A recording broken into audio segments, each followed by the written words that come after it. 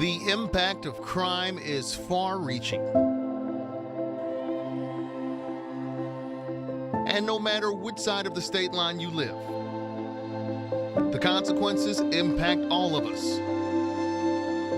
At KSHB, we want to do more than stand in front of the crime scene tape. The mission of Safe KC is to focus on the people working on solutions to make Kansas City a better place. People like Yolanda Young, who helped transform KC's Ivanhoe neighborhood. You have to get to a point where you say, enough is really enough.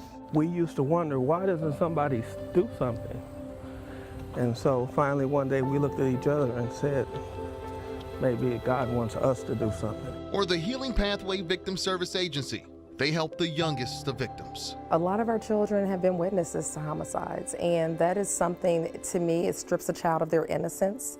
No child should have to go through that. Or the couple with the missionary mindset, who uprooted their comfortable life and relocated to a neighborhood in Kansas City, Kansas to make a difference. We didn't want to just come here and say, we think this community needs this, we think we can help with this, so here it is, and then drive back and forth every day. And reinforcing a message. It's really a message to the community to let them know the impact that violence has on people. Safe KC also looks at the latest crime trends. Law enforcement and others have been wondering how to solve this issue. Last year, 40 young people were killed. This year, 38. If there's a wish for 2019, the wish, the hope, the prayer is that no child would be a witness of violence and absolutely no child would be a victim of violence. Or looking for better ways to fight crime.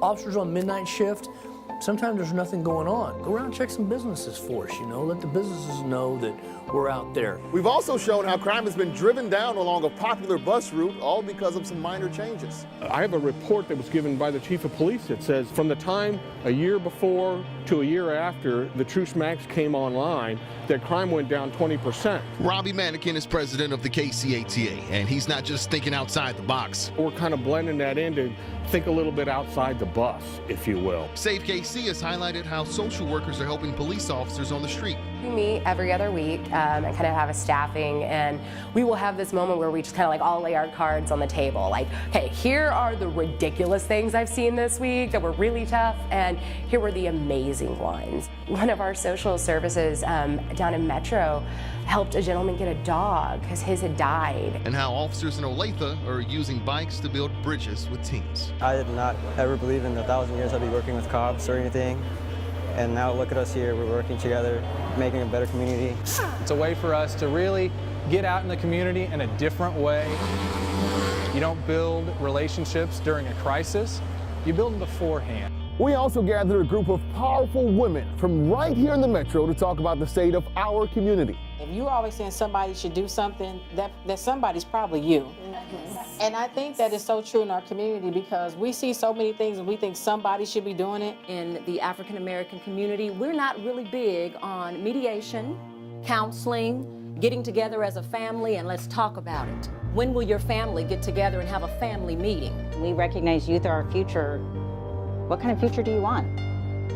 Because your level of investment will be what proves what the future is going to be. I do know that violence is preventable.